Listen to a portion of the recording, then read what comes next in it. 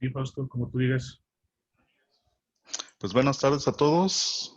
Les agradecemos su presencia al seminario de los viernes del Laboratorio de Reología y Fenómenos de Transporte y de las líneas asociadas al laboratorio. Hoy tenemos la presencia del doctor Luis Medina Torres de la Facultad de Química de la UNAM, que nos va a presentar el tema estudio hemorreológico en pacientes cirróticos compensados y descompensados. Le agradecemos haber aceptado la invitación y le damos la palabra. Les pedimos que apaguen su audio y el video también para que para que fluya más la transmisión. Y al final, por favor, sus preguntas por el chat o levantando la mano. Y muchas gracias nuevamente. Le cedo la palabra al doctor Luis.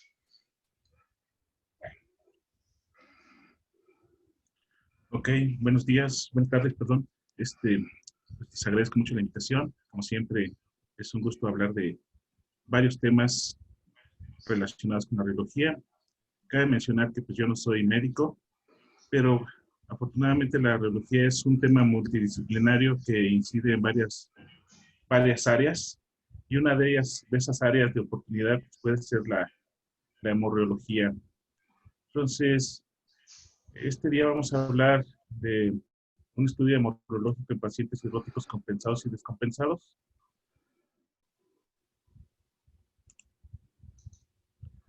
Y, como les decía, gracias a la invitación a los seminarios de la línea de investigación de transporte y radiología de fluidos complejos, radiología teórica y geometría de fluidos estructurados, al comité de estos seminarios, o los organizadores, como es el doctor Edson, el maestro Luis Ramírez Torres, el maestro Ricardo Mendoza y demás colaboradores que tengo el gusto de conocer allá en Zaragoza. Bueno, para empezar vamos a mencionar en este tema qué es la sangre, ¿no? La sangre, como ya se ha dicho en el curso, inclusive en el curso de radiología que se dio en FE Zaragoza por el grupo de fenómenos de transporte de radiología, pues es una suspensión que consta de dos partes esenciales, principalmente el plasma, el 55%, elementos celulares, el 45%, y la sangre, su función principal es transportar el oxígeno y nutrientes a órganos y tejidos distales. Dentro de los elementos celulares están los glóbulos rojos conocidos como eritrocitos, los glóbulos blancos como leucocitos y las plaquetas. Obviamente, pues todos estos son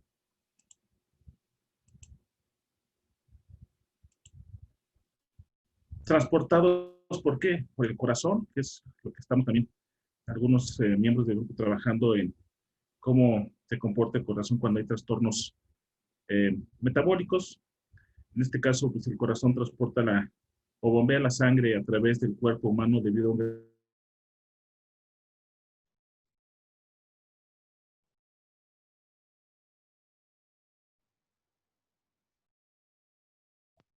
litros de Bueno, sangre en una hora.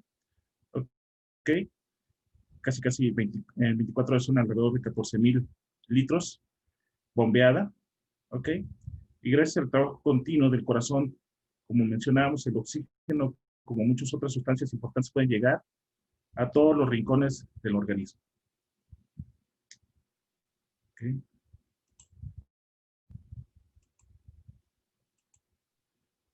Si vamos a hablar de cirrosis hepática, pues hay que saber qué es el hígado. El hígado es uno de los órganos más grandes del cuerpo humano y está ubicado en la parte superior derecha de las costillas inferiores.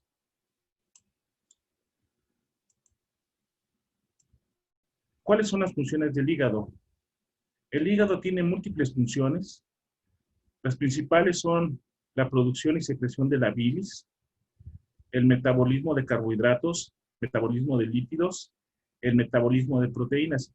Sí, pues cuando hay una disminución de proteínas, por ejemplo, la producción de albúmina, pues obviamente la sangre va teniendo consistencia, compuestos elásticos principalmente que se trabajan en la radiología, y obviamente la albúmina pues es una de las proteínas importantes para el transporte de nutrientes en el organismo. Evita que la sangre se penetre en algunos tejidos del cuerpo humano. También tenemos el metabolismo de carbohidratos, la conversión de glucosa sanguínea en glucógeno y grasa, la producción y secreción de bilis. Obviamente, si se tapa el tracto biliar, pues tenemos problemas por ahí, como se le conoce en términos médicos, patologías hepáticas. Y obviamente esto, pues la bilis tiene varias funciones, como es la secreción de glucosa también en la sangre, ¿ok?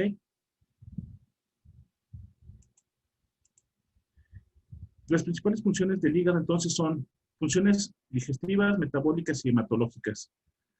Las digestivas es síntesis y secreción de la bilis, almacenamiento de glucógeno y lípidos, regulación de glucosa, almacenamiento de vitaminas, degradación de hormonas, como la insulina y estrógenos. Sabemos muchas veces que cuando hay deficiencia de, como es en este caso la insulina, pues da trastornos como es la diabetes, ¿no?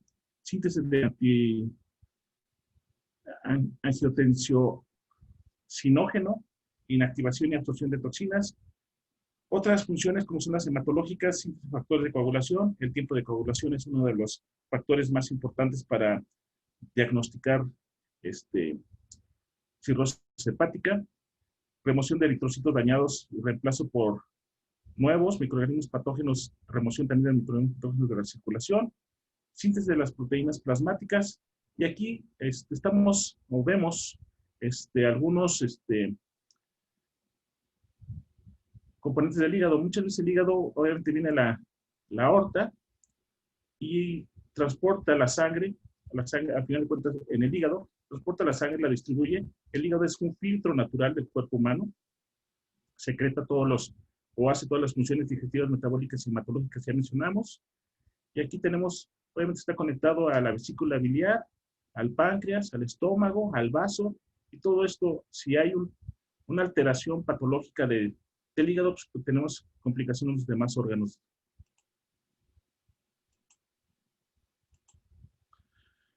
Bueno, ¿qué es la cirrosis? Vamos a entrar ya un poco al tema. La cirrosis se define como una alteración crónica e irreversible que representa la etapa final de diferentes procesos agudos o crónicos que afectan al hígado. Se define así pues como una alteración difusa de la arquitectura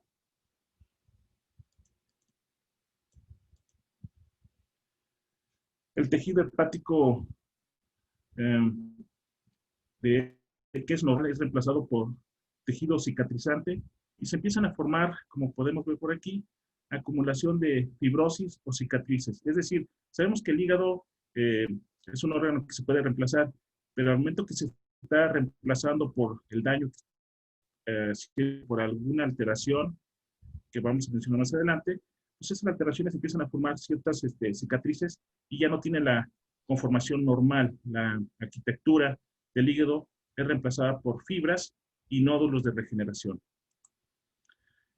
¿Cómo se presentan las patologías? O sea, cualquier agente agresivo, ya sea viral o por ingestión alcohólica, tenemos una inflamación, empieza a dañarse una necrosis de los hepatocitos, componentes del hígado, la cicatrización en forma de fibrillas, la formación de nódulos, como podemos ver, la regeneración que alteran y comprimen la circulación, como macro o micronódulos, y de ahí vienen los términos que nosotros conocemos como hipertensión aguda debido a la formación de nódulos. Y las alternativas pues, son antivirales, si es una cirrosis hepática viral, o reemplazo, como podemos ver aquí, del hígado. ¿Qué alteraciones ocurren en la cirrosis hepática? Como mencionamos, en la cirrosis hepática se presenta una desorganización difusa de la arquitectura, este es un hígado normal, por nódulos regenerativos que están rodeados por tejido fibroso. Aquí ya vemos un hígado con fibrosis. Las alteraciones principalmente son necrosis, nódulos de regeneración y la fibrosis. Este es un hígado con fibrosis, no confundir hígado con fibrosis a hígado con cirrosis.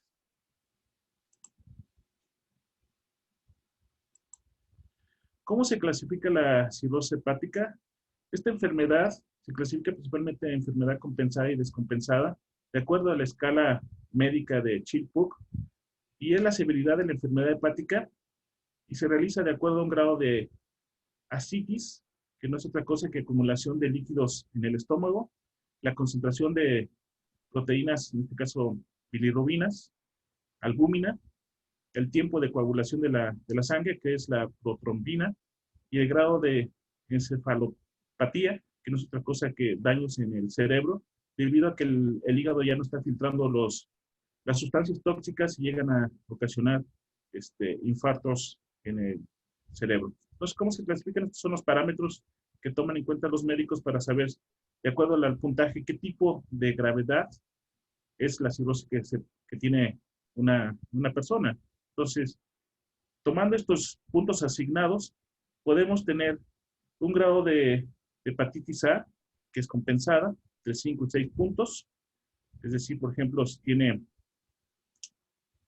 moderada ascitis, bajo nivel de bilirrubina, niveles normales de albúmina, tiempo normal de coagulación de la sangre, y no presenta encefalopatías, solamente tiene este puntaje, y la supervivencia de estas personas pues, al 100% en un año, y al 85% se empieza a desarrollar síntomas de cirrosis. La que nosotros tenemos es la enfermedad, que vamos a estudiar más bien, es la enfermedad descompensada, que un puntaje de 10 a 15, su supervivencia está estadísticamente reportada que alrededor de 45% en un año y una supervivencia de 35% en 2 años. Entonces, este es el porcentaje de la escala de Chill-Cook y obviamente va en función de el tipo de lesión hepática que vaya presentando el paciente. Los síntomas que nosotros observamos en pacientes que tienen este tipo de afectaciones son debilidad generalizada, anorexia, malestar abdominal, edema y ascitis, como mencionamos, por ejemplo, la retención de líquidos en las piernas es edema y la retención de líquidos en el abdomen es ascitis. La disfunción de síntesis hepática, insuficiencia renal y coma. En caso de obstrucción del flujo biliar, solamente destaca la ictericia. Nosotros sabemos que la ictericia es la coloración amarilla de los ojos, ¿ok? Y lo que a nosotros también nos interesa es el incremento de la resistencia al flujo sanguíneo portal. El flujo sanguíneo hacia los nódulos y la compresión de las venas hepáticas por los nódulos en regeneración favorecen el desarrollo de la hipertensión portal. La hipertensión portal o una alta presión en las venas ocasiona la hemorragia debido a la formación de varices, como se pueden ver aquí, formación de varices esofágicas. Las complicaciones es el desarrollo de vasos colaterales. La sangre busca por dónde fluir. Si el órgano, en este caso el hígado, ya no lo permite, solamente pasa por otras alternativas, o busca otras alternativas de fluir. Y estas complicaciones revisten el esófago y el estómago que produce varices. Las varices esofágicas con menor frecuencia son las gastritis y son principalmente propensas a hemorragias, sangrado digestivo y espontáneo, que a menudo en estos tipos de casos de pacientes descompensados son mortales. Entonces aquí vemos algunas manifestaciones de pacientes que tienen cirrosis hepática. Esta presentación se le conoce como presentación de venas tipo medusa, coloración rojiza en las manos, coloración amarilla en los ojos, presentación de senos en hombres principalmente. En resumen, las principales manifestaciones clínicas de la cirrosis hepática son varices esofágicas con hemorragias principalmente, ascitis, que damos que es la acumulación de líquidos en el estómago, y hiperesplenismo, que no es otra cosa que el aumento de la función del vaso. El vaso, pues sabemos que es un órgano, como lo podemos ver aquí, es un órgano que se encuentra en el lado superior izquierdo del abdomen, y para que exista el vaso filtra las células dañadas del flujo sanguíneo. Un vaso con hiperesplenismo elimina demasiado rápido las células sanguíneas, lo que puede causar también problemas. ¿Okay? Entonces, estas son principalmente las manifestaciones para pacientes con cirrosis. Esto se ve la imagen por resonancia magnética. de un estómago. ¿Y qué causa la cirrosis? Vamos a hablar de las causas comunes aquí en México. Pues, principalmente es el alcohol, la obstrucción biliar, el ducto biliar, cirrosis biliar, enfermedades virales, hepatitis B y hepatitis C, hígado graso no alcohólico, principalmente para personas con sobrepeso. Causas menos comunes, pues sobre todo las personas que usan drogas o medicamentos en tiempos prolongados. Y algún otro tipo de enfermedad metabólica genética. Entonces, sabemos que en México es una de las causas principales de la cirrosis hepática es obviamente el consumo de alcohol. Más del 40% es debido a los decesos por alcohol. Esto se debe a que el etanol se absorbe en su mayor parte en el intestino delgado y en su menor grado por el estómago. Entonces aquí vemos cómo se va acumulando. ¿Y cómo se metaboliza? El alcohol se absorbe fácilmente dentro del tracto gastrointestinal. Más del 90% es metabolizado por el hígado. Y el alcohol no se almacena y tiene a ser metabolizado y produce acetaldehídos. Este es lo complicado. Este catabolito es oxidado nuevamente a acetato y el acetaldehído puede ser tóxico para el hígado y otros órganos. El consumo prolongado de alcohol sabemos que es lo que produce la cirrosis hepática. ¿Cuáles son los diagnósticos de este tipo de enfermedad?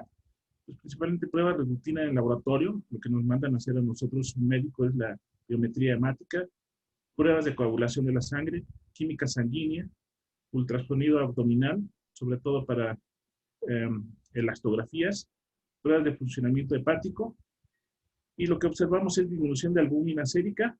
Se va a ver en los estudios que nosotros hicimos una disminución de albúmina en pacientes cirróticos descompensados, tiempo de protrombina prolongado, no coagula rápidamente la sangre. Las globulinas séricas aumentan la hepatopatía crónica. Las enzimas favorecen la obstrucción biliar y la bilirrubina puede ser elevada o normal. Otro diagnóstico también utilizado es la hipertensión portal. Y la hipertensión portal normal es menor de 5 milímetros de mercurio. ¿Cómo es causada? ¿Por qué es causada la hipertensión portal? Esta es causada por el aumento de la resistencia intrahepática al paso del flujo sanguíneo a través del hígado, un incremento del flujo sanguíneo esplácnico, que no es otra cosa que una vasodilatación en el lecho vascular del hígado, y estas causas son las principales complicaciones de las hemorragias, que causan las hemorragias y la citis. Entonces, pronóstico y estratificación del riesgo. Existen varios índices validados para predecir el pronóstico y estratificación del riesgo en cirrosis hepática. En el caso de pacientes con cirrosis hepática compensada, son muy limitados los estudios, casi por lo regular son invasivos y poco prácticos en la clínica. Muchas veces una persona no sabe que tiene cirrosis porque las complicaciones se ven sobre todo cuando la enfermedad hepática va avanzando. Entonces, una de las herramientas utilizadas, por ejemplo, es la elastografía, que no es otra cosa que un estudio de ultrasonido, ¿ok? Y los valores de una enfermedad hepática avanzada son estudios de ultrasonido para ver la dureza que tiene el hígado, mayores a 15 kilopascales, ¿ok? Es lo que están reportando los médicos. ¿Y cómo es la incidencia de la cirrosis en México y en el mundo, perdón? En el mundo hay alrededor de 1 millón de muertes al año, ¿ok? Principalmente son virales por la ingesta de alcohol, por hígado graso no alcohólico, hepatitis viral B, y la prevalencia muchas veces es subdiagnosticada. En México, como mencionaba, es la cuarta causa de mortalidad, alrededor de 30,000 muertes al año, y principalmente es causada por alcohol y enfermedades biliares.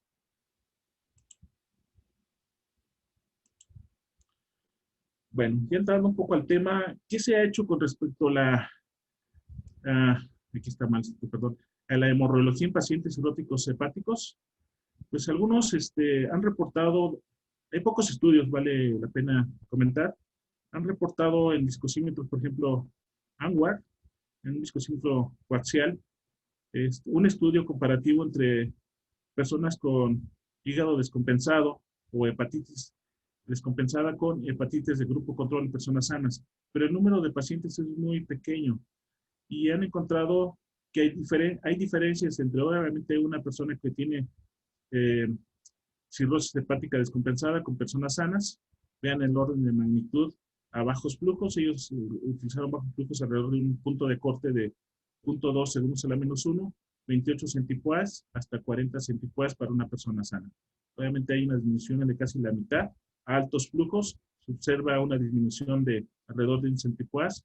Recuerden que la sangre es un fluido adelgazante al flujo, debido a que es un fluido de radiología compleja. Más adelante vamos a mencionar qué comportamiento tiene la sangre desde el punto de vista de una curva de flujo a la estrella simple. Liu, en el 2006, reportaron un estudio de viscosidad sanguínea total en pacientes cirróticos compensados y descompensados. Y se fijan que casi no hay diferencias, ¿ok? A un punto de corte de 50 segundos a la -1. Omoti compararon la enfermedad hepática crónica con respecto a pacientes sanos, encontraron pequeñas diferencias, ¿ok? Yang y colaboradores, más reciente, en el 2016, encontraron la viscosidad sanguínea en hígado graso no alcohólico con respecto a la enfermedad hepática crónica y una cirrosis hepática. Este ya es un estudio más serio porque involucra una gran cantidad de pacientes de estudio y sí se observan diferencias respecto a su viscosidad, ¿ok? De un paciente con cirrosis de hígado graso no alcohólico, paciente con enfermedad hepática crónica y un paciente con cirrosis hepática. Aquí es sistólica y diastólica, entrada y salida, ¿ok? De la vena.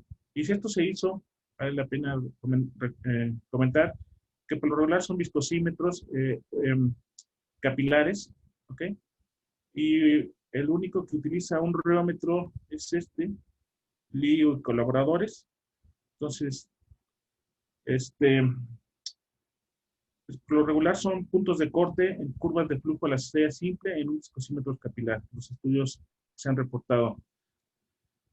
Ya en este estudio, nosotros hicimos un estudio transversal analítico, el grupo de trabajo conformado por los que ya mencioné, el doctor Fausto, maestro Luis, la maestra Cristina, el doctor Manero y un servidor, junto con colaboradores del Hospital General de México, el laboratorio de medicina y el laboratorio de radiología de fluidos complejos de la UNAM. Vale mencionar que todos estos estudios deben ser aprobados por cuestiones de ética. Este es lo que se hizo, la aprobación de este reportado. ¿Ok? ¿Y cuál es el problema que nosotros estamos atacando? En pacientes cirróticos que se altera la composición sanguínea, conforme avanza la enfermedad, obviamente presenta hemólisis, una disminución de la sobrevida del eritrocito, anormalidades morfológicas eritrocitarias, trombosis y disminución de la proteína. En cirróticos compensados, que son asintomáticos por lo regular, no se realiza un diagnóstico temprano. Entonces, el diagnóstico se realiza a presentar eventos clínicos de descompensación, lo cual muchas veces presenta una alta mortalidad.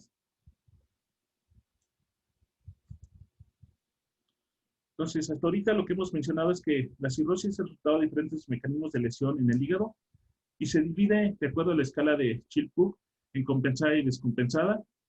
Y hay diferentes métodos validados para predecir el pronóstico y estratificación de riesgo en pacientes con cirrosis, como son un gradiente de presión venosa, hepática,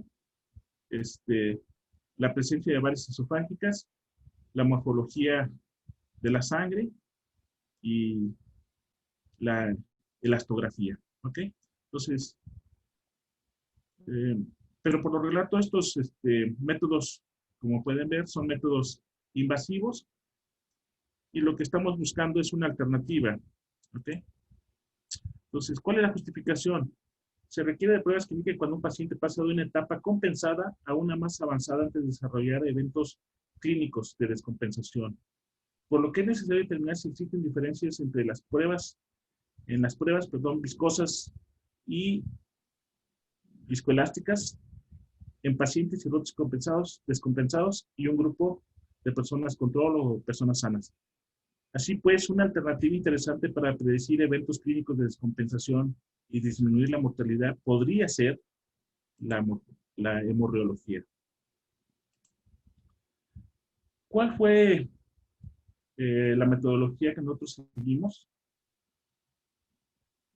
Pues fue pacientes que estuvieran, que nos dieran su consentimiento, obviamente, para llevar a cabo este tipo de estudios y pedirles que se hicieran pruebas de endoscopía para ver si tenían varices esofágicas, ¿ok? En este estudio se realizó con 28 personas de 28 personas de cirróticos compensados, 24 cirróticos descompensados y 23 personas sanas en total. Así pues, en la endoscopía nos daba una clasificación de cirróticos compensados, que era Chill-Pugh A, descompensado Chill-Pugh B y C.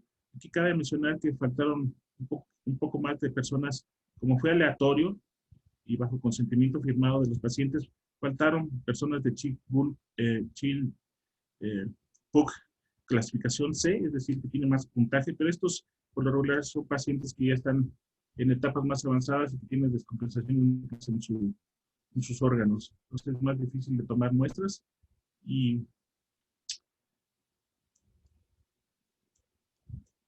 valdría la pena nada más mencionar que estos puntajes, recuerden que es para cirróticos Chill-Pugh A, son de 5 a 6, y Chill-Pugh B y C son de ya más altos, de 7 a 15. ¿Ok?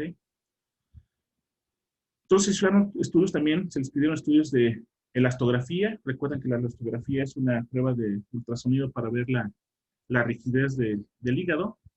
Estudios bioquímicos. Aquí en este trabajo hicimos la relación de estos estudios. Además, estudios hemorreológicos. Se tomaba una muestra de alrededor de 12 mililitros en los pacientes, 12 mililitros de sangre. Se les pidió su consentimiento para tomar 12 mililitros de sangre de manera en la vena anticubital.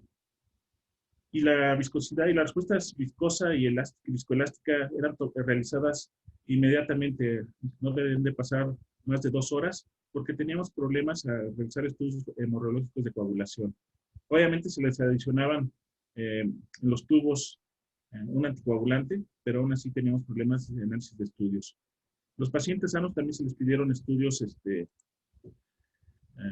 bioquímicos y finalmente dentro de esta metodología se analizaron los resultados y se llevaron a cabo las pruebas estadísticas para diagnosticar las correlaciones que pudieran estar presentes en las pruebas bioquímicas con las pruebas radiológicas. Recuerden que la radiología por sí sola no nos va a dar una respuesta tal cual, sino que debe estar correlacionada con otro tipo de estudios.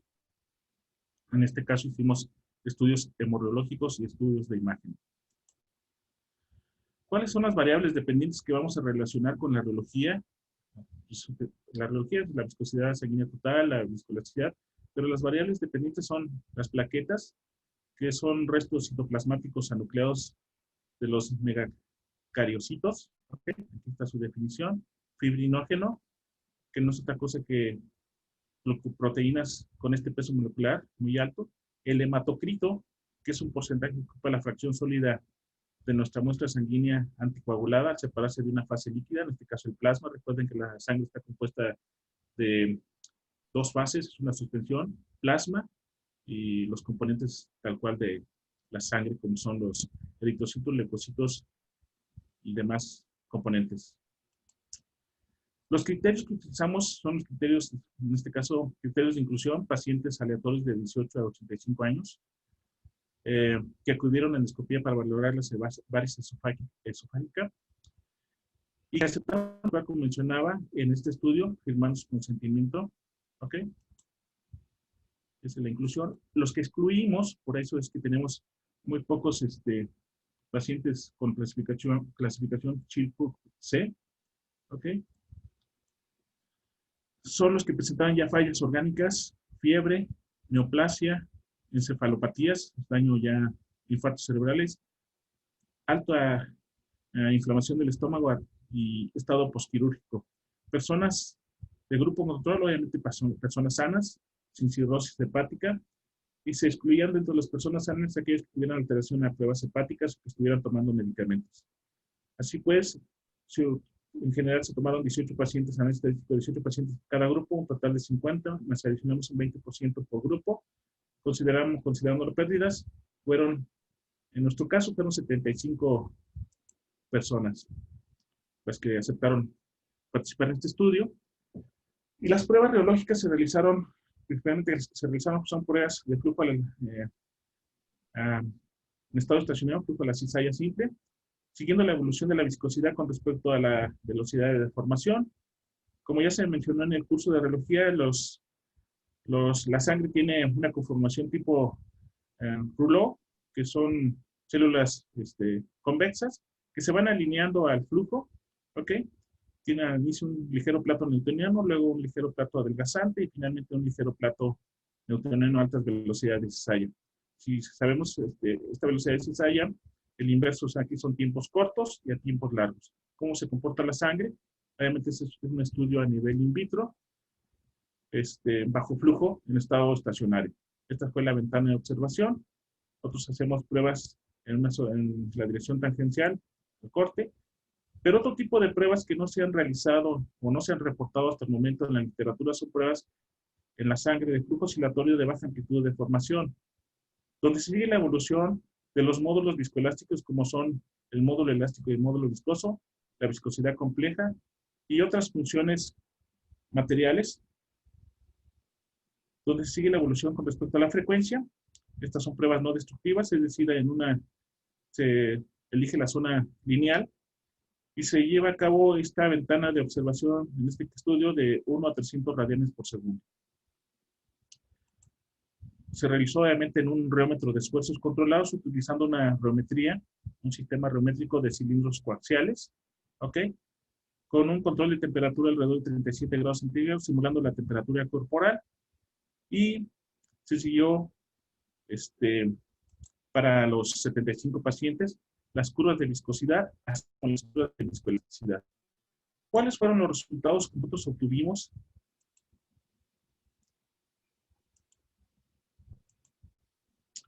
Primero, las pruebas bioquímicas realizadas, sabemos que las pruebas bioquímicas en la citometría hemática nos arrojaban diferentes valores. Lo que estábamos buscando es una correlación en conjunto con las pruebas de funcionamiento hepático para valorar la presencia de cirrosis. Aquí tenemos pacientes compensados, descompensados y pacientes sanos. 28 pacientes compensados. Muchos de ellos, obviamente, como mencionábamos, no presentan síntomas. 23 descompensados, que ya por lo regular presentan, como ya mencionábamos, varices esofágicas, ascitis o problemas ya de dilatación del vaso o encefalopatías. Y finalmente, pues personas sanas. Se vio que la correlación en estos tres grupos, como puede verse aquí, pues hay una correlación entre compensados y grupo control, descompensados y grupo control. Y las variables que están aquí marcadas son las variables que más influyen o que más correlación tienen en este tipo de pacientes. La correlación, por ejemplo, de la bilirrubina total, hay una correlación entre cirróticos compensados, nosotros encontramos una correlación entre cirróticos compensados y grupo control. Además, una correlación entre cirróticos compensados y cirróticos descompensados. El hematocrito, que no es, recuerden que no es otra cosa que la cantidad de sólidos presentes en la sangre. Y si la sangre, si el hígado está dejando de funcionar como un filtro natural de nuestro organismo, obviamente va perdiendo los componentes sólidos de la sangre y la cantidad de hematocrito va disminuyendo en pacientes descompensados con respecto a pacientes sanos. Y hay una correlación de estos entre compensados, descompensados y compensados y descompensados con respecto al grupo control. Las plaquetas, también hay una correlación entre estos tres grupos. El fibrinógeno, nada más entre grupos descompensados y descompensados, no se encontró una correlación entre compensados y descompensados. Y la albúmina, recuerden que es la proteína producida, metabolizada por el hígado, se encontró una correlación entre los tres grupos. Desde el punto de vista bioquímico, ¿qué pasa desde el punto de vista? Esto se empata con las pruebas, obviamente, hemorreológicas. Lo que nosotros observamos es, vean, las curvas de flujo a la cizalla simple, en las pruebas de cizalla simple, la evolución de la viscosidad con respecto a la velocidad de corte. En pacientes sanos, obtenemos casi un orden de magnitud mayor de viscosidad con respecto a pacientes cirróticos.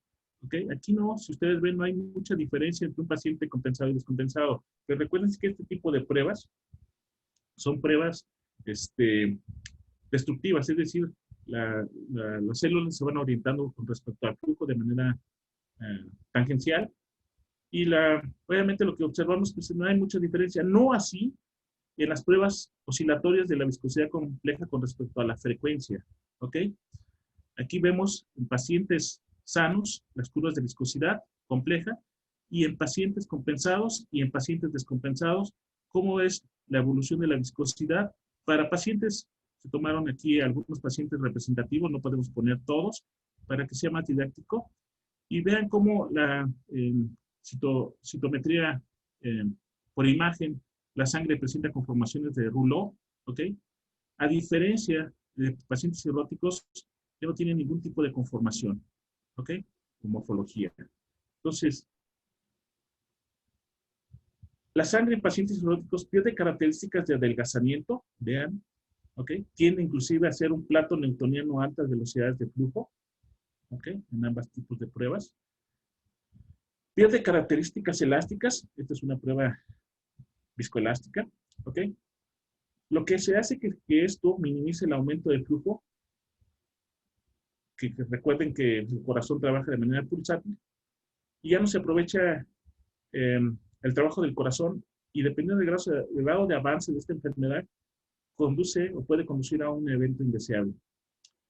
Además, cabe mencionar que en la curva de flujo de la cizalla simple se utilizó una ecuación fenomenológica de estado, una ecuación positiva de Cisco, para los tres grupos, donde la viscosidad, se puede observar que la viscosidad sanguínea, como mencionamos, es más adelgazante en cirróticos, los parámetros que ustedes pueden ver aquí, del modelo de Cisco, ¿ok?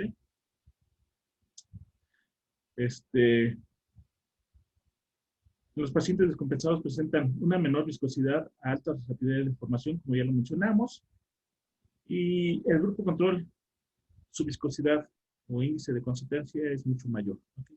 Estos son Pascal segundos a la N. Entonces estamos hablando que aquí tiene en esta ventana de observación tiene alrededor de 67 centipoas y tiene 34, un paciente cirrótico compensado y un paciente descompensado alrededor de 19.9 centipoases. ¿Ok? Las diferencias son más marcadas en las pruebas no destructivas, ¿ok? Con respecto al grupo control. Aquí están los parámetros, ¿ok?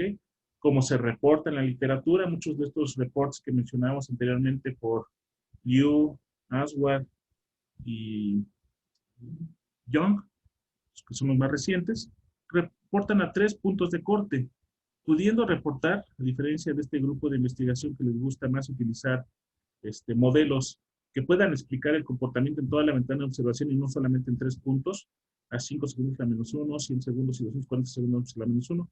Estos son los valores reportados y estas son las correlaciones encontradas. Todos tienen correlación. ¿Ok? Entonces vale la pena mencionar, por ejemplo, un punto de corte intermedio, que un paciente sano tiene alrededor de 9.35, ¿ok? 9.35 centipoases, y un cirrótico está entre cirrótico compensado 7 y descompensado 6, ¿ok? Por otro lado, ya hablando de las pruebas que no se han realizado o no se han reportado eh, en la literatura, este tipo de pruebas viscoelásticas podemos, perdón, ahí está, ¿se está viendo? Perdón. Sí, doctor. Okay. Entonces, este tipo de pruebas de flujo oscilatorio de pequeña amplitud de formación, podemos rescatar mucha información. Por ejemplo, algo que observamos en el grupo de investigación, principalmente el doctor Fausto fue el que se percató de esto, la diferencia entre los módulos. Este es un paciente, una curva de flujo de un paciente sano. Los cuadros vacíos es el módulo viscoso, los cuadros llenos es el módulo elástico. Recuerden que la sangre es un fluido viscoso, predominantemente pues va a predominar el módulo viscoso con respecto al módulo elástico. Lo que observamos es que la diferencia entre el grupo de personas sanas es mayor con respecto al grupo de personas con cirrosis. Esta es una persona un paciente con cirrosis compensada, ¿okay? A bajas velocidades de flujo, y el de triángulos, que es el paciente descompensado. Su diferencia es de 0.039, 0.048, y en pacientes sanos, 0.183. Estas son escalas logarítmicas, también recuerden eso. Entonces, esto es puede ser que estas diferencias nos den además un indicativo de que se va perdiendo estructura y por lo tanto hay alteraciones en los componentes sanguíneos. Por alguna alteración que se va perdiendo, como les decía, ¿cuáles componentes sanguíneos? Me refiero al hematocrito, la albúmina, las plaquetas, que son los que más correlación tienen con las pruebas bioquímicas que nosotros obtuvimos con este tipo de pacientes. También se puede observar cambios en las pendientes. Las pendientes para una persona, para cirróticos, el cambio de pendiente es más pronunciado, 0.624, que para una persona está mal, ok, sí, está ahí, módulo. Es una persona sana, cuadritos, 0.479, ¿ok? Entonces, lo interesante de esto, que me gustaría recalcar, es esta observación que se apreció.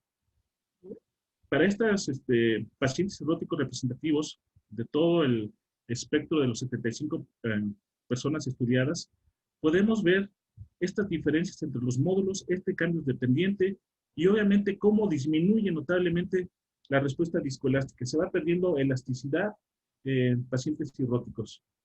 Aquí tenemos la correlación, ahora sí, entre las variables. La correlación, pues obviamente la correlación que existe a bajas velocidades de flujo a la estrella oscilatoria para el grupo control y los pacientes cirróticos. Con respecto al módulo elástico, ¿ok? Con respecto a la viscosidad compleja, con respecto a la diferencia de los módulos y con respecto al cambio de dependiente, que es lo que observamos en las gráficas anteriores. La correlación ahora sí entre las variables bioquímicas y hemorrológicas de pacientes cirróticos compensados y descompensados, pues podemos ver, es la siguiente. ¿Cuál es la correlación de los tres grupos? En el hematocrito es el parámetro bioquímico hemorrológico que más incide en la respuesta tanto viscoelástica, ¿ok? Que es G', G', la diferencia entre los módulos, la viscosidad compleja, a diferentes puntos de corte, y además a la viscosidad de la serie simple. Esta es una correlación que nosotros encontramos, es una correlación estadística de Wallis, es una alternativa no paramétrica a las otras convenciones como la desviación de ANOVA. ¿Y qué lo que nos indica? Al final de cuentas es un contraste entre las muestras de una misma distribución.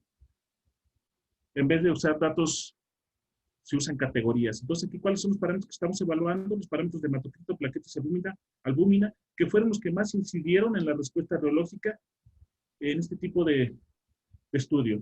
Entonces, el hematocrito es el que más nos pegó, las plaquetas no tanto, y la albúmina en la G' a bajas velocidades de flujo, G', la diferencia entre los módulos y la viscosidad a alta velocidad de corte. Recuerden que a alta velocidad de corte el comportamiento de la sangre se tiende a adelgazar y después a formar un plato ligeramente newtoniano. ¿Okay? Más bien ya newtoniano. Entonces, ya para concluir esta pequeña plática, insisto, yo no soy médico, pero pues, obviamente por los términos que se manejan tuvimos que meternos en este estudio. Y es fascinante que la radiología pues incida también en este tipo de trastornos, como ya hemos estudiado, trastornos metabólicos, ahora trastornos de alteración hepática, y es un campo de oportunidad, además de que sabemos que la radiología es multidisciplinaria. Pero es fascinante ver respuesta de la radiología con otro tipo de técnicas. En este caso, nosotros estamos buscando una alternativa que podría ser una alternativa interesante, como menciona aquí, aporta información relevante en cuanto al comportamiento hemorrológico de pacientes cirróticos y además somos uno de los primeros en este grupo de reportar pruebas viscoelásticas en pacientes cirróticos con respecto a una correlación también bioquímica en la sangre de pacientes con daño hepático sobre los parámetros viscoelásticos. La afirmación principal que encontramos nosotros es que los pacientes cirróticos compensados y compensados obviamente tienen alteraciones importantes en la hemorrología, en el flujo de la sangre, caracterizados principalmente por la disminución de la viscosidad sanguínea total a altos y bajos flujos, o sea, en toda la ventana, no solamente a diferentes puntos de corte, disminución del módulo de almacenamiento a bajas frecuencias, mayor diferencia entre los módulos, como ya lo mencioné. Esto puede, como mencioné también, una forma indirecta de diagnosticar a un paciente cirrótico que aún no presenta ningún tipo de sintomatología de la enfermedad, que ese es el problema principal en las pruebas invasivas como son la elastografía o el gradiente de presión hepática, que no es otra cosa que introducir un catéter a través de la vena o del fémur y después ese catéter lleva una especie de pelotita que se va inflando para ver la dureza que tiene el hígado. Son pruebas invasivas y demasiado dolorosas. Entonces, así pues, hay también un cambio dependiente que nos podría indicar una manera indirecta de diagnosticar que este paciente presenta este tipo de sintomatología. Y en general, pues, es lo que nosotros encontramos. Esto es lo que hemos avanzado en este grupo de radiología. Como les decía, ya se han reportado efectos de colesterol y triglicéridos en el comportamiento biológico de la sangre humana por el doctor Fausto, el doctor Octavio Manero y demás colaboradores. Doctor Edson, que es muy analítico en cuestiones, en este caso, flujo pulsátil de la sangre, ¿ok? El líquido no newtoniano. Flujo pulsátil, el doctor Edson, está muy avanzado en este tipo de simulaciones. Comportamiento de flujo pulsátil en la sangre del cuerpo humano. Tratamiento con albúmina, ¿ok? Flujo pulsátil en la sangre, efecto combinado de la sangre. Y lo que hemos reportado, esto está en revisión, este trabajo, por eso lo hice tan cortito los resultados, porque todavía está en revisión. Pero se me hace que es muy relevante, ya llevamos, no sé si sea bueno o malo, pero ya llevamos 2-3 meses en revisión en el Korean, Australian Radiology Journal, y pensamos que es novedoso. ¿Qué es lo que queremos en un futuro con este grupo de investigación, sobre todo con el doctor Fausto y el doctor Edson, que nos ayuden a ver cómo se comportaría para un paciente simulando, esto no son los datos, ya no sé si los han visto en otras presentaciones, simulando cómo se comportaría el flujo de la sangre para pacientes cuya viscosidad va disminuyendo. Ya no es adelgazante tan pronunciado, es adelgazante que tienen medio, muy alto niveles, en este caso son niveles de trastornos alimenticios, de colesterol. Pero aquí, por ejemplo, si nosotros tenemos este comportamiento en la sangre de cirróticos, ¿ok? ¿Cómo sería el flujo? Si sabemos que se minimiza, obviamente, el efecto de aumento de flujo por el gradiente de presión pulsátil, y obviamente ya no se aprovecha el trabajo del corazón y podría ocasionar en un futuro, pues obviamente, algún tipo de mortalidad. Entonces, queremos ver esta simulación con los datos que estamos obteniendo para estos 75 personas de estudio, controlando obviamente algunos de los parámetros. Aquí, nada más me regreso. Controlando, aquí puse la albúmina, pero podría ser la albúmina que es la que más pega. Podrían ser el hematocrito, podrían ser las plaquetas. ¿Ok? Entonces, separando por grupos y ver cómo se comportaría la viscosidad de la sangre con respecto al esfuerzo evaluado en la pared. ¿Ok? Bombeado a través del hígado. ¿Ok? En pacientes que presentan ya una hipertensión portal aguda y una dureza ya del hígado por las lesiones hepáticas. Entonces, pues esto es lo que yo iba a platicar un poco, lo que hemos encontrado con este tipo de estudios de cirrosis hepática desde el punto de vista biológico. Por mi parte es todo y pues alto a la cirrosis, y para dar alto a la cirrosis pues hay que disminuir el consumo de algo que nos agrada mucho, pero todo con medida, no con exceso. Gracias por su atención. Muchas gracias también por su paciencia. Pues le agradecemos al doctor Luis por esta interesante plática. Sí, también me gustaría comentar que ya llevamos varios años tratando de hacer que la radiología pueda predecir algunas patologías, sobre todo como estas donde todavía se utilizan métodos muy invasivos, y la radiología presenta una alternativa interesante y prometedora para pacientes que pueden ya estar en etapa de compensados sin ni siquiera saberlo. Y con una simple prueba de sangre en el reómetro se podría hacer un diagnóstico incluso preventivo.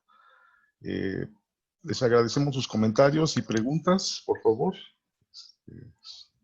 Cualquier crítica, comentario o pregunta sobre el tema, pues bienvenida.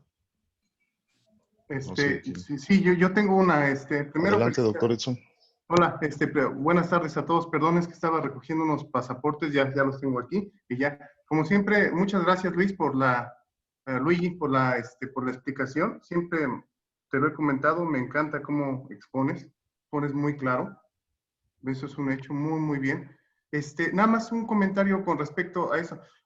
Oye, yo he visto que, por ejemplo, en el plasma de la sangre, lo toman, la mayoría de las aproximaciones es newtoniana, pero alguna vez tú, Fausto, me comentaron que no estaba bien esa primera aproximación para el plasma, que se tenía que tomar, que no necesariamente era newtoniano. Esa sería la pregunta, digamos que es más informada. Y segundo,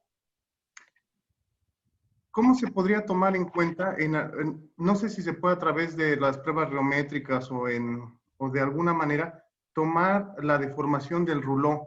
Es que ya ves que las donitas esas que dice Fausto que son los hematocritos, se deforman bajo flujo, es decir, son como donitas, y cuando las sometes a flujo, las estiras. ¿Eso en alguna prueba reométrica, en algún cambio de pendiente, se podría ver? ¿O simplemente eso es muy difícil y se tiene que tomar en consideración otras pruebas? Nada más serían los dos comentarios y muchas gracias, como siempre, ¿no? Por el trabajo y las presentaciones. Ok, muchas gracias, doctor Edson. Pues sí, el plasma, pues recuerda que pues, la sangre tiene múltiples componentes. El plasma es la componente, se puede decir, líquida, y los componentes, elementos celulares como son los glóbulos rojos, glóbulos blancos y las plaquetas, es la componente sólida. Pues algunos reportan que el plasma tiene un comportamiento newtoniano, pero no sabemos si dentro del plasma también van proteínas, algunos elementos celulares que podrían dar el comportamiento adelgazante al flujo. Entonces, sería cuestión de separar, así como también queremos analizar por separado el hematocrito, la componente sólida de la sangre, ¿ok? O el comportamiento que tiene las plaquetas. Entonces, pues, muchas veces reportan que la componente líquida de la sangre, que es el plasma, en una suspensión como tal, tiene un comportamiento newtoniano. Podría tener un comportamiento newtoniano. Por otro lado, lo que tú mencionas de las conformaciones de Rouleau, pues aquí, por ejemplo, nosotros lo que hicimos fue un análisis de imágenes, es Ajá. lo más que podemos llegar, y empatar la reología con las imágenes. Ajá. No podemos decir que directamente una respuesta a nivel macro nos podría dar algo o inferir algo a nivel micro. Entonces, siempre nosotros en nuestros estudios que hemos hecho de múltiples áreas, como bien decía el doctor Fausto, estamos abarcando diferentes áreas donde incide la radiología y podemos aplicarla, pues va de la mano con las técnicas. Una de las técnicas que utilizamos en este estudio fue análisis en este caso, de las imágenes, ¿ok? Ajá. Por tinción. Estas son las conformaciones de Rouleau para una persona sana. Y esta es para una morfología más bien por microscopio de tinción para una persona con cirrosis. Entonces, así directo no lo podemos ver, pero pues hay una relación entre, obviamente, las conformaciones de Rouleau, que son células, elementos celulares convexos, que se van alineando al flujo. Es lo que empataría siempre la radiología con otro tipo de técnicas. Quizá ayer Ricardo me presentó un trabajo de que están haciendo de microreología y ponen a la componente del plasma, o sea, la parte elástica, como un resorte, la añaden a las ecuaciones constitutivas, o sea, separan la parte del hematocrito como un fluido de Maxwell, la primera aproximación, la parte del plasma la ponen como otro fluido de Maxwell, como si tuviéramos dos fases, y el Rouleau la ponen como si fuera un resorte. Entonces, quizá solamente se podría hacer a través de eso. Bueno, por lo menos. No, está interesante porque inclusive, como vemos aquí en este estudio, se pierden propiedades elásticas. Entonces, realmente ya no esperes ver conformaciones de Rouleau en un paciente que tiene cirrosis. Ok, ajá. Sí, otra vez indirectamente del flujo, de la dinámica que hay, que le llaman permeabilidad dinámica entre el flujo y el gradiente de presión. Saber la respuesta dinámica entre esos dos y ver la contribución que tiene esa parte elástica que se forma de los Rouleaux, como si fuera una membrana, en las membranas estas que tenemos en el oído. Entonces sería interesante ver eso. Te agradezco, Luis. Como siempre, Luigi. Muchas gracias, ¿eh? Interesantísimo. Sí, gracias al doctor Edson por la pregunta. También me gustaría complementar. Sí, el plasma muy probablemente, y se ha reportado, pues es newtoniano, pero lo que hay que aclarar es que no es nada más agua, es decir, es un electrolito que lleva sales disueltas y eso podría diferenciarlo de su respuesta reológica con simple agua. Entonces nada más era esa aclaración.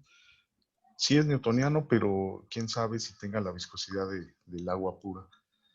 Y Y muchas la veces otra, los electrolitos dan un comportamiento inclusive ligeramente adelgazante a altas velocidades de cizalla. Por eso es que a veces se confunde. Pero sí, el plasma tiene un comportamiento newtoniano.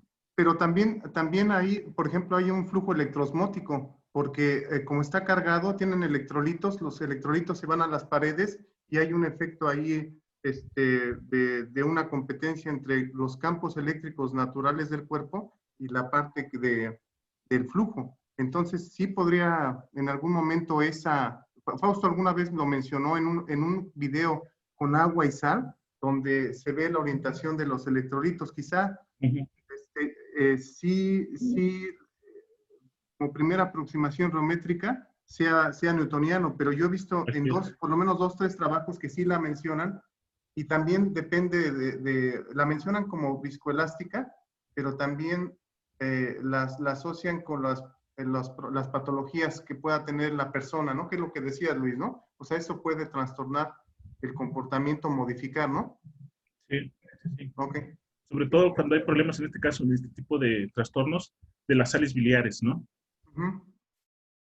Ok, está bien. Así es. Gracias. Y la otra que me gustaría comentar es que tenemos un área de oportunidad porque desde mi punto de vista el Rouleau, esa estructura que se forma, en la sangre, solo se puede ver a muy bajas rapideces de corte. O sea, sus efectos solo se ven a rapideces de corte extremadamente bajas.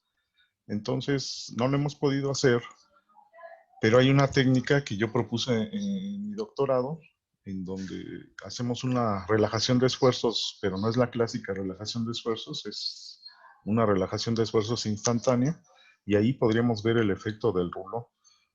Pero eso no lo hemos hecho, ahí tenemos un área de oportunidad.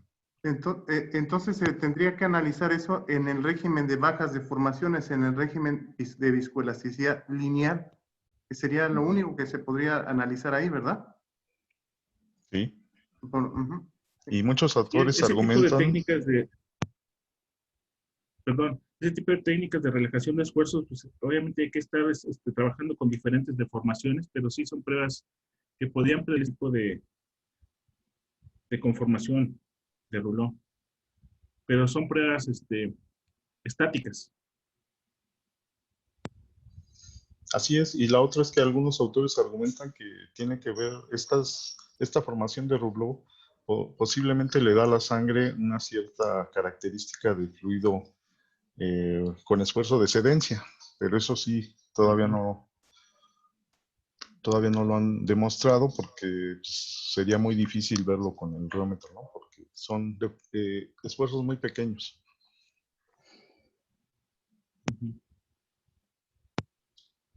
Sí, Así gracias. es, así es. No sé si alguien más, por favor, preguntas, comentarios.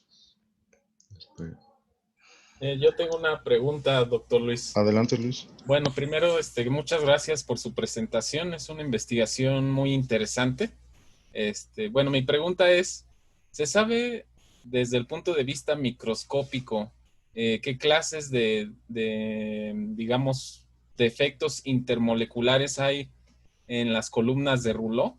Es decir, ¿qué enlaces se podría decir que intermoleculares se manifiestan de tal manera que formen esas columnas de Rouleau?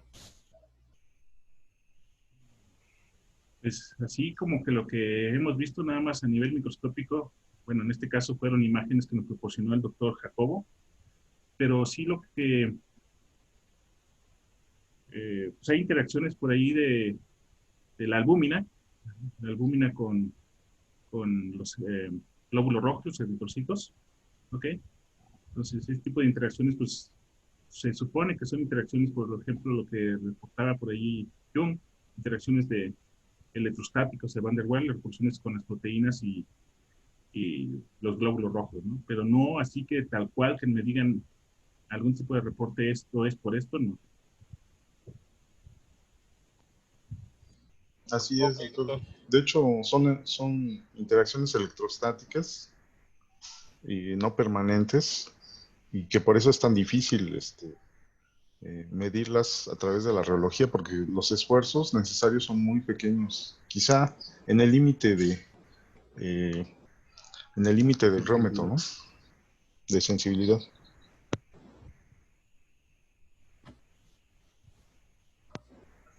Ok, Gracias. gracias. Gracias, Luis. ¿Alguien más? Ricardo.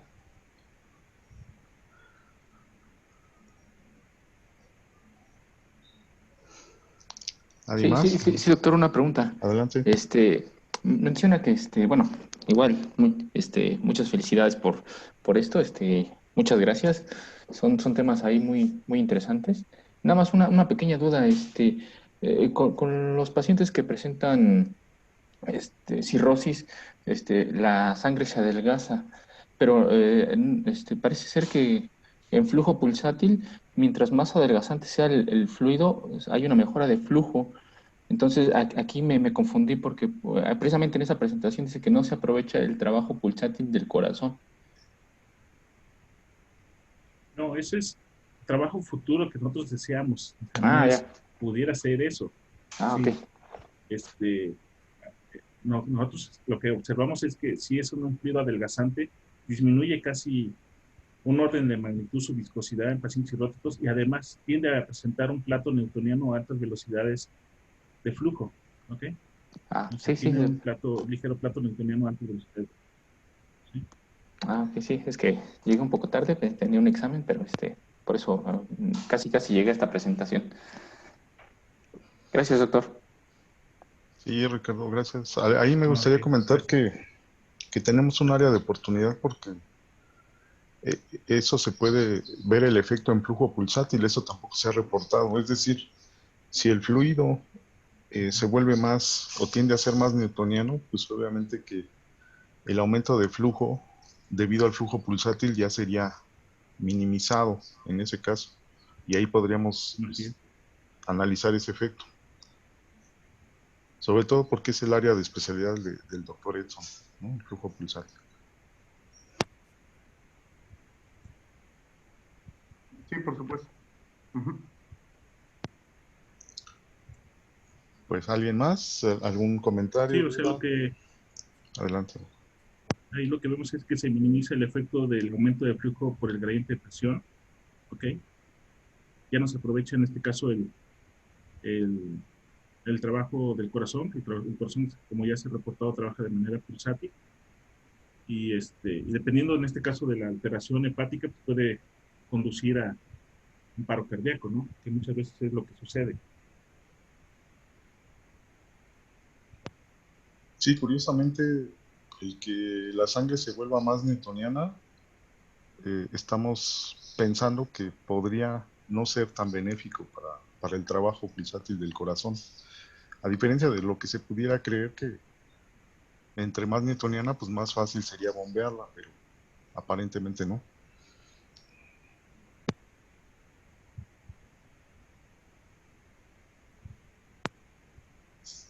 Bueno, si no hay más preguntas, les agradecemos su presencia y le agradecemos nuevamente al doctor Luis por su plática tan interesante. Ya hasta nos pasamos del tiempo, pero estuvo muy amena la plática. Y pues gracias por su presencia. Los invitamos el próximo viernes al siguiente seminario, todos los viernes a las 12, misma clave, misma liga. Y gracias a todos. Muchas gracias. Doctor. Sí. Bueno. Sí. Adelante. Doctor, muchas felicidades. Yo tengo una pequeña pregunta. Ahí en los pacientes que presentan cirrosis, se le ven en sus células o plaquetas una formación de rulos, ¿no? Cuando presentan una baja en su viscosidad. Y en la de arriba, en los pacientes más sanos, se ven como que más distantes. Entonces, no me explico cómo es que tiene que ver esa compactación en las células de la sangre a que haya una disminución de la viscosidad. ¿Cómo es que afecta directamente eso? Se refiere a esta imagen es una imagen para pacientes sanos, se corresponde a esta, ¿ok?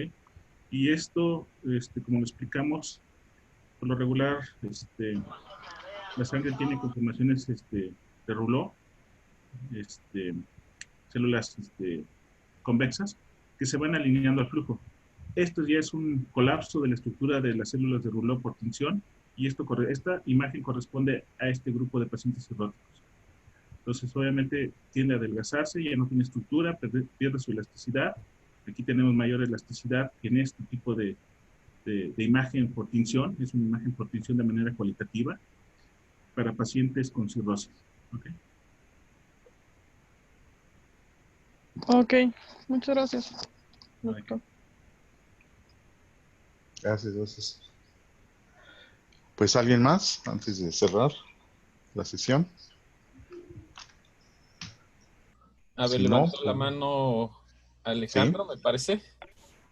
Adelante. Adolfo. Sí, adelante. Bueno, gracias, doctor.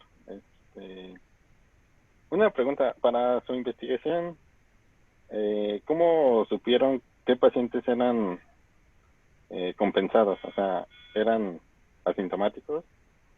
¿Y cómo supieron que estos pacientes eran o entraban en esa clasificación? Okay.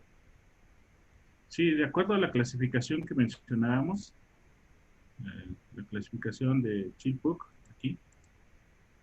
De acuerdo a esta escala de clasificación, ¿ok? Ser un paciente compensado o un paciente B o C descompensado. Puntaje y de acuerdo a estos parámetros reportados por análisis de estudios, tanto bioquímicos como de encefalopatía o resonancia con ultrasonido. Entonces, lo que nosotros hicimos dentro de la metodología es los pacientes que aceptaron ser evaluados, pues lo que primero hacíamos era ver si presentaban varices esofágicas. Recuerda que uno de las características principales de pacientes con cirrosis era que empezaban a presentar varices esofágicas, y por endoscopía, o sea, la introducción de un pequeño lente a través del esófago, podríamos evaluar si el paciente tenía varices, de qué tipo, ¿ok? Si tenía ascitis o inflamación o acumulación de líquidos en el estómago, y de acuerdo a este tipo de estudio de endoscopía y además con el análisis elastográfico, los clasificábamos tanto en compensados A o Chilcock B o C descompensados. En descompensados tipo C tuvimos muy pocos, pero aún así pudimos detectar las diferencias entre un compensado y un descompensado. Por lo regular, los pacientes compensados, como bien lo menciona usted, son pacientes asintomáticos, pero una endoscopía nos puede indicar el grado de avance que tienen las varices esofágicas que se presentan sí o sí con pacientes con cirrosis hepática.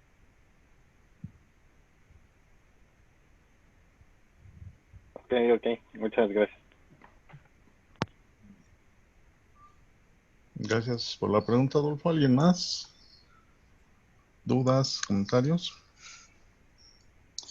Si no, pues le agradecemos nuevamente al doctor Luis por su participación, por aceptar la invitación y compartirnos esta información, que como ustedes ven, incluso todavía ni siquiera se ha publicado. Esto es nuevo, esto es original. Y pues gracias al doctor Luis y gracias a ustedes por su participación, y los esperamos el próximo viernes. Nada más quería mencionar, aprovechando por último, estoy abierto, o el grupo está abierto, a estudiantes que quieran entrar en este tipo de área de oportunidad de la radiología, para hacer con el grupo, principalmente con el apoyo del doctor Edson, el doctor Fausto, análisis del flujo pulsátil en este tipo de trastornos. Entonces, cualquier persona, estudiante que quiera participar con nosotros, es bienvenido. Muchas gracias por la invitación nuevamente, y pues aquí estamos a la orden. Gracias. Felicidades, Luis. Muchas gracias. Felicidades, Luigi. Todo muy bien. Excelente. Gracias, doctor. Felicidades. Gracias. Gracias. Hasta luego. Gracias a todos. Hasta luego.